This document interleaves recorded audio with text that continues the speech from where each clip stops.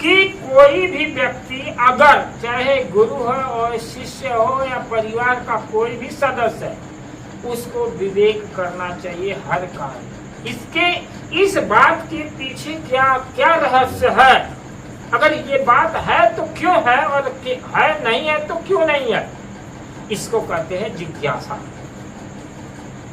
और दूसरी बात है श्रद्धा।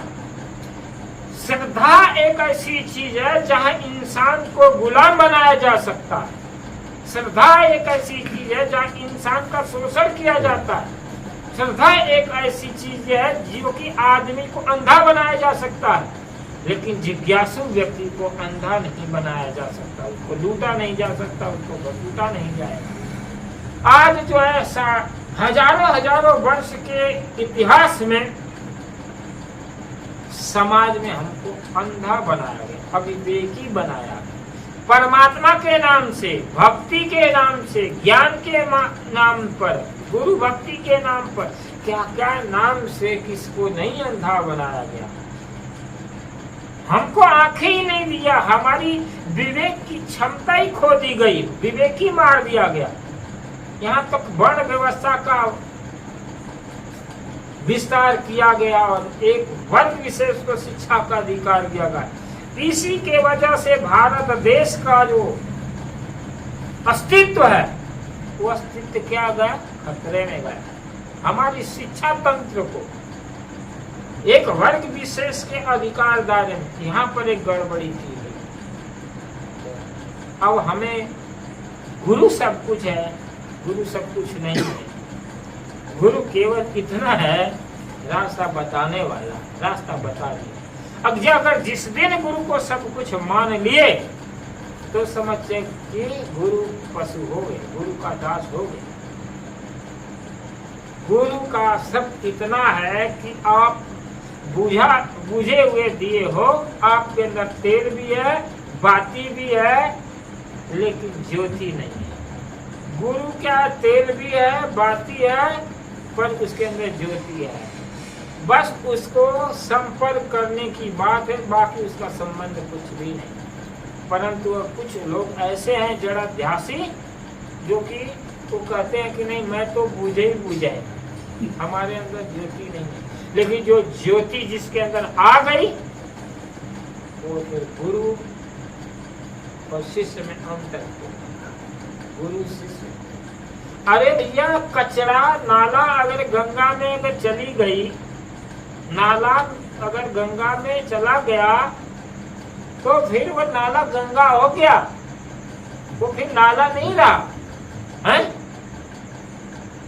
क्या वो नाला रहेगा? नाला नहीं रहेगा। उसी तरह से ज्ञान एक ऐसी स्वरूप स्थिति, स्वरूप ज्ञान ऐसा है कि गुरु कोई वस्तु नहीं है, गुरु कोई व्यक्ति नहीं है, गुरु कोई पद नहीं है, गुरु एक अवस्था का नाम है, जो गड़ुआ, जो श्रेष्ठ भूमिका को, श्रेष्ठ पद को स्थित बना लिया है, जो सत्यशील सदाचार रहनी बोध विचार को आत्मसात करके जी रहा है, जो अपने जीवन में भ्रम धोखा माननी कल्पना को खत्म करके अपने जीवन को जागरूक कर लिया है, जगा हुआ है।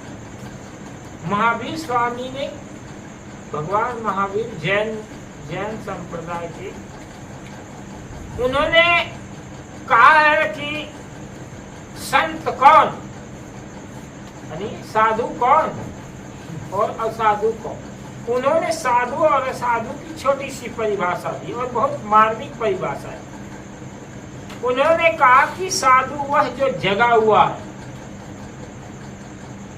और असाधु हुआ है जो कि सोया हुआ है।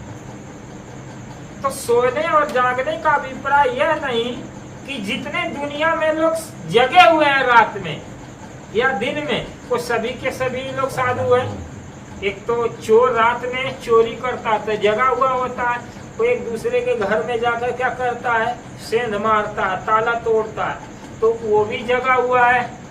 तो इसका मतलब वो क्या हो गया, वो साधु हो गया? नहीं हो गया। संतों की बातें, ज्ञानियों की बातें रहस्यमयी बातें होती, और इसका रहस्य है जिसके अंदर विवेक जगा हुआ हो, जो ज्ञान से बुद्धि प्रकाशित हो चुकी है, जिसके मन के अंदर भ्रम धोखा मानंदी कल्पना नहीं रहा, वह जगा हुआ। और जिसके अंदर कल्पना मानंदी धोखा भ्रम अंधविश्वास पाखंड ये सारे चीज से उसकी बुद्धि भ्रमित है, वो क्या है? सोया हुआ है। जागता रे चल मुसाफिर सौपन तेरा हो न हो, नीड़ के पंछी उड़े फिर बसेरा हो न हो, हम मनुष्य लाचार है उड़ते समय के साथ, क्या जाने रात बीते फिर सवेरा हो। जीवन में सवेरा हो या न हो, ये मनुष्य जीवन हम पाए हैं जागने की कला है, सीखने के लिए। पशु नहीं जाग सकता, वो रोटी पानी नहीं कमा सकता है, वो केवल घास फूस खा सकता, घास चल सकता है, जो पशु धर्म उसको कर सकता है, लेकिन वो क्या नहीं कर सकता है? वो विवेक विचार नहीं कर सकता, वो ज्ञान नहीं कर सकता, वो सेवा नहीं कर सकता है, वो सत्संग नहीं कर सकता है, पशु कोई नहीं कर सकता। ठीक है? परंतु मनुष्य क्या सकता है? अच्छी और भली बातों पर अंतर कर सकता है, वो सेवा कर सकता है, वो दूसरे का भला कर सकता है, उस दूसरे को अच्छे रास्ता बता सकता है। यह मनुष्य जीवन में जागने की भूमिका। तो इसलिए कहते जागता रे चल मुसाफिर। हम मुसाफिर क्यों कह रहा है? जागता रे चल मुसाफिर स्वप्न तेरा हो ना हो। हे भैया, तू अपने स्वप्न में मत, गाफली में मत जियो, जाग करके चलो। तुम मुसाफिर हो, पता ना अनादिकाल के जगत में, अनादिकाल के संसार में पता ना कितनी बार जीवन मिला और कब कितनी बार जीवन का अंत हो गया, इसका गणना अभी किसी के पास नहीं है। कितनी बार जन्मे, कितनी बार मरे, इसलिए हमारी जीवन की यात्रा मृत्यु और जीवन के बीच में मरना और जन्म लेना, मरना और जन्म लेना, ये हमारी जो है यात्रा अनादिकाल के जगत से चली आ रही है। लेकिन अगर खुदा न खास्ते अगर मनुष्य जीवन पागा तो सपने में मत यो, जागता रे चल मुसाफिर स्वप्न तेरा होना। तुम ये जीवन को सपना मत सपने में मत खो दो। और सपना क्या है? सपना अपना नहीं है। और क्या चीज अपना नहीं है? इच्छा और आसना और कामना। जितनी भी इच्छाएं हैं, जितनी भी कामनाएं हैं, जितनी ही वासनाएं, इनसे दुखी हो रहा है, ये सपना है क्या? जिसने भी इच्छाएं पाली हैं, उन इच्छाओं से कोई सुखी हुआ है? ये तो छोटा सा मकान, फिर बड़ा मकान, बड़े मकान से फिर गाड़ी, गाड़ी से 2 गाड़ी 3 गाड़ी, और ये इच्छाएं तो कभी शांत हो ही नहीं सकती। फिर दूसरी बात है वासना, धन की वासना, लोभ की वासना, कामना, संसार के सुखों की, भोग की वासना, ये खत्म हो ही नहीं सकती। और जो सपना के समान है, अभी है अभी नहीं है, अभी ये चीजें मिली अभी से। कोई भी चीज, मूल्यवान से मूल्यवान चीज अगर आपकी इच्छा पूरी हो जाती है तो केवल उससे सुख, केवल 4 घंटे का सुख मिलेगा। 4 घंटे की, 4 दिन एक घर में सो लीजिए। आप नया मकान बनाइए और नया मकान बना के 4 दिन उसमें रह लीजिए, सब कुछ पुराना हो जाएगा। 4 दिन का मतलब समझते हैं?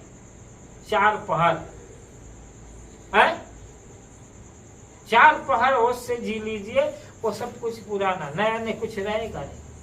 4 दिन गाड़ी खरीद लीजिए, 4 दिन घंटे में सारा जो है पुराना होने लगेगा मन। कोई भी चीज 4 घंटे में नहीं ठहर सकती, वो मन फिर दूसरे की कामना करने लगे। इसी का जागता रहे,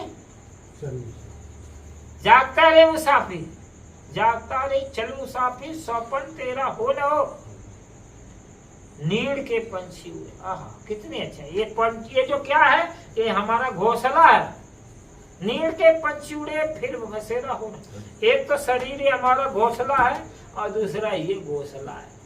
ये शरीर एक हमारा घोंसला है, इसमें जो चेतनात्मा क्या है, जीव क्या है, पंछी है। और इस शरीर रूपी घोंसले से उड़ जाएगा। नीड़ के पंछी उड़े, नीड़ के पंछी उड़े फिर बसेरा। एक घोंसले से पंछी उड़ गए तो फिर इसमें रहने नहीं आएगा। वो पंछी बाहर का पंछी तो क्या है, उड़ करके फिर भूला भटका शाम तक आ जाएगा। लेकिन इस घोंसले से, इस नीड़ से अगर ये पंछी निकला तो कोई माई का लाल जो है नहीं इस घोंसले में ला सकता। ये प्रकृति का नियम है। कितने तांत्रिक जादू टोना कर नहीं है, परिकाय विद्या के द्वारा अंदर घुसा देंगे। तो उनका बाबू माई मरते हैं तो कहा ना घुसा देते हैं, प्रकृति के विपरीत बातें करते हैं कि बड़ा सिद्ध महात्मा था, इसके शरीर में उसके घुस गया है? तो ये उल्टा सीधा